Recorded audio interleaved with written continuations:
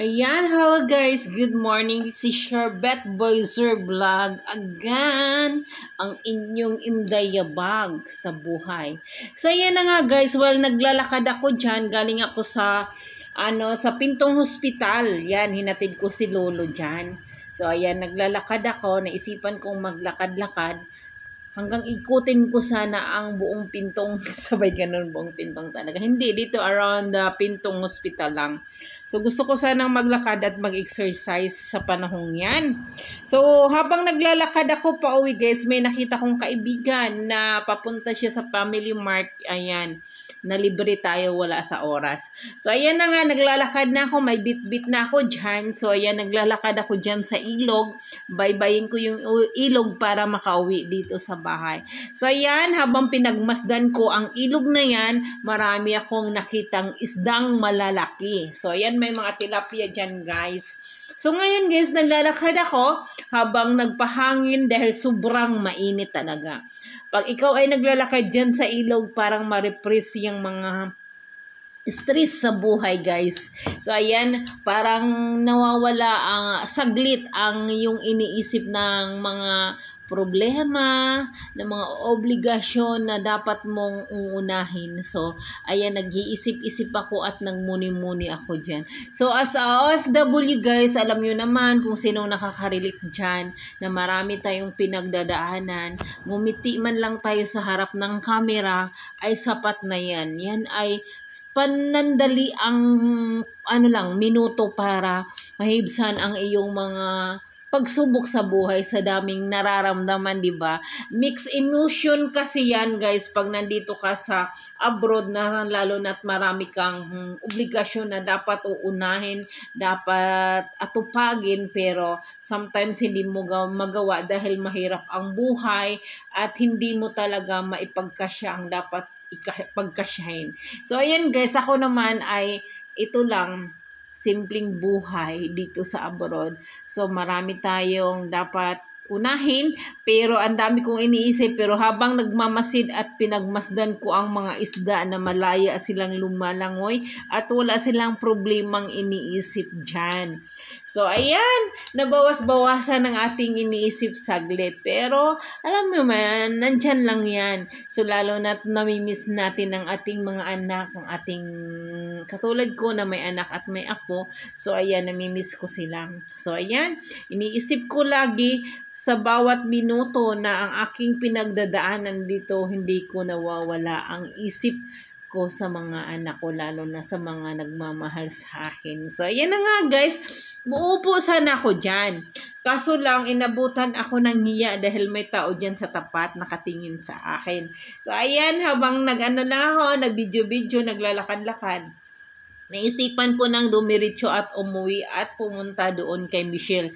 So ayan, inikot-ikot ko muna yung camera para humaba naman ang ating content. So ayan na nga guys, ayan yung tapat ng emergency Pintong Hospital. Dito din yung tapat na yan, yung kanto din dito para papunta sa bahay namin.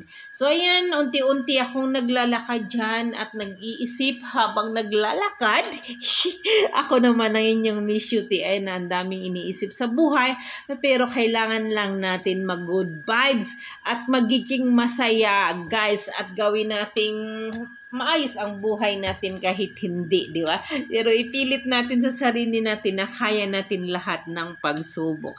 So, bilang OFW guys, so naisip ko dyan habang naglalakad ako na from 2014, nandito na ako sa Taiwan. So, ang dami ko palang naranasan dito sa Taiwan. Pero, kailangan ko pa rin ibangon or itayo ang aking sarili at sikapin na hindi babagsak ang ating pangangatawan, ang ating kaisipan. So, patuloy lang natin buhayin ang ating mga, alam mo yung nananalaytay sa ating mga katawang lupa. Sabay ganun na, ang hirap na.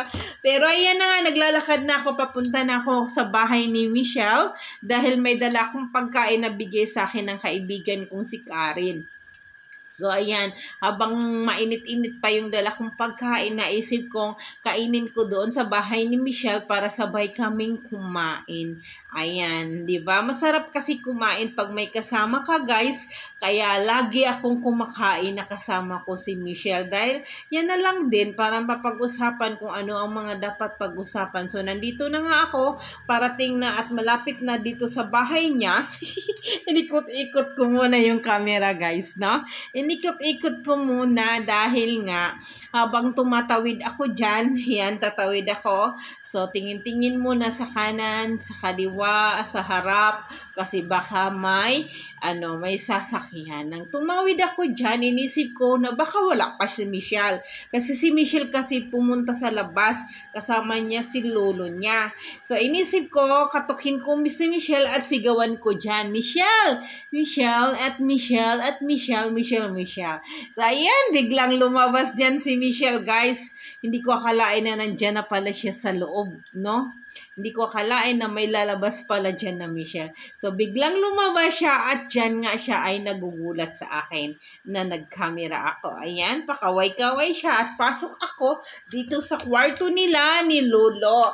So, andyan, pasok, Inday. Yan, pasok ako. So, dito naman si Michelle ay nag-aayos. Ayan na nga, nilapag ko na ang pagkain na dala ko na bigay sa atin na mabait na kaibigan. So, ayan, meron tayong juice dyan. Yan, meron tayong, anong bang tawag nito, na may palaman na giniling na tinapay at saka may chicken dyan. So, nagtimpla na rin ng kape si Michelle at pakaway-kaway at nahiya dahil nga nakapambahay pa lang. Maga pa kasi, guys. So, ayan na nga, nagkape na kami at sabi ko humingi ako ng plato para mailapag at kakain kami ng sabay. So, ayan, habang kumakain kami, naisip ko, sino kayang nagbigay nito? Nakalimutan ko pangalan, si Karen pala. So, ayan, Karen, thank you to you, Karen, at nabusog mo kaming dalawa ni Michelle. So, ayan na nga, guys, ang sarap ng kinain namin yan, guys, at nabusog talaga ako. Imbis na hindi ako kakain, pero may grasyang dumating, ay why not, hindi natin kainin na, wag na akong mag-exercise muna, merong bukas pa naman. O, diba, guys? Imbis na isip mo mag-exercise, hindi ka na maka-exercise dahil may pagkain na naman sa harapan mo. Alang hindi mo kainin yan. Mainit pa yan. Ang sarap niyan, guys. Mainit yan. So, habang nagkwikintuhan kami dyan ni Michelle, ayan, kausap din niya ang kanyang jowa. So, ayan, ako naman, habang wala pa yung jowa ko, maya-maya pa lang yan siya dyan tatawag. So, ayan, kain muna kami, guys. Dahil nga, may darating na magliligo kay Lolo, kaya binilisan namin ang pagkain namin dyan ni Michelle. So, ayan, tinikman namin ang pagkain at sabi niyang masarap at masarap. Ayan, habang kumakain kami, nagpintuhan kami tungkol sa itlog. Ang sarap kainin ng itlog pag hindi picky yung itlog. Yan, yung napag-usapan namin dyan ni Michelle. Dahil all the time na, every time na nanonood kami sa TV, ang nakikita namin ay mga picking itlog. So, yan, di ba? Ang hirap kainin yung picking itlog, guys. Sabi ko naman dyan, masarap yung kainin yung buhay na itlog na lang kaysa picking itlog. So, ayan, kain tayo. Kain tayo habang nagsawsaw at nagtuslo kami dyan ng ketchup. Yan, ketchup talaga. Yung tinuslo namin dyan, guys. So, ayan, guys, kain at kain lang. Habang napagkwentuhan din namin ang aming buhay na mga tumatakbo dito araw-araw sa Taiwan.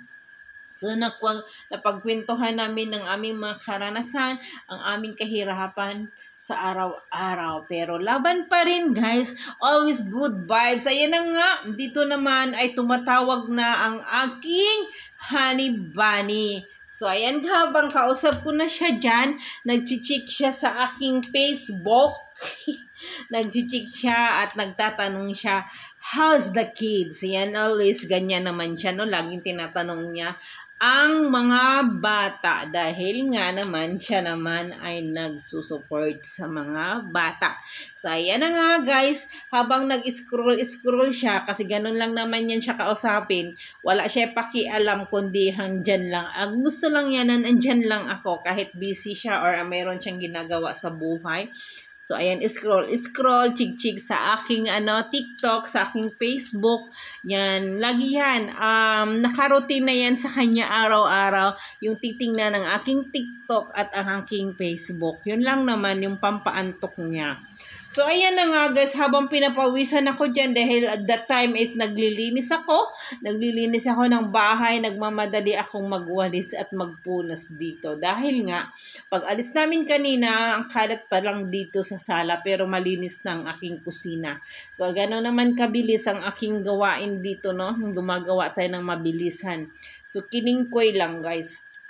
So, ayan, nag-scroll siya sa Facebook at papalitan na naman niya yung, yung iPad niya, papalitan na naman niya ng cellphone. So, scroll lang siya dyan at ipapakita niya yan kung anong nakikita niya dyan.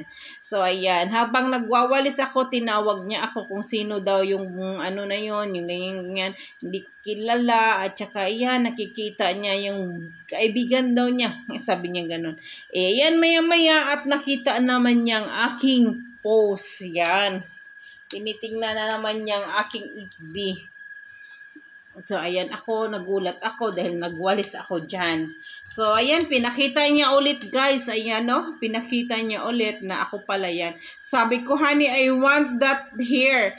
Yan, I want that hair before. Sabi ko ganon, ang gusto ko yung buhok ko dati. Kanya, okay. You need to check sa daw, yung salon. Ganyan. Ay, nako, ganun lang talaga ang aking honey bunny Paul. Support lang talaga. Pero habang nagbibigay siya ng support, hindi ko naman napupunta sa gusto niya o sa gusto ko. Dahil syempre marami tayong obligasyon na dapat unahin. No? So, ayan. Tulad nung nagbibigay siya ng pambiling cellphone, hindi natin nabili dahil meron tayong inuna. Siya, may ganun. Hindi guys, ganun lang talaga siya. At saka yan siya guys. At nagtatanong siya dyan kung how's Gabriel, how's the kids, and then ano daw ginagawa sa kanyang senad na para sa mga bata. Sana daw, naghati daw silang 3, ganyan siya. Ay, hindi ko naman kilala yung pinakita niya dyan. So, ayan, ganun siya, magkwento siya, ang sense lang talaga na pinagkikwentuhan namin dyan yung mga anak ko guys. Kasi wala naman siyang pakialam dyan. Basta nandyan lang ako. Ganun lang. Sige lang ganyan. Pindot. Ayan na nga guys. Nag-intro ako dyan. Kaso lang, inop ko na lang ang aking sounds. So guys, kasi ayan. Welcome back to my channel. This is your Beth Boyser Vlog. Sabi ko dyan. Ayan na nga. Don't forget to follow my YouTube channel, my Facebook and YouTube channel. So ayan na nga guys. May nagbibigay dito ng ng regalong yan kasi hindi ko alam kung anong merong okasyon na naman ang meron dito, pero pala yan binuksan ni Kimpang, nabuksan na yan at kinain na pala ni Kimpang yung iba. So tiningnan ko kung kasi hindi siya nakasarado. So yan, tiningnan ko yan at tiningnan ko yan. Yan pala, mga cookies lang palang laman. So ayan, tiningnan ko at pinakita ko lang sa inyo. At pag silipon yan, sinarado ko na rin dahil hindi naman sa akin yan. So, ayan, inayos ko lang dahil hindi maayos ang pagkalagay. So, ayan na nga guys, dito nagtatapos ang aking simple vlog. Simple vlog talaga. So, pasensya na kayo dahil ang nag-voice over yabag. So, Bisayang dako. So, ayan. Wag na kayong don't be mind of my voice na lang guys, no? So thank you for your watching. This is your Beth Boyser Vlog, ang nagsasabing ang mga taong walang tiyaga, walang linaga.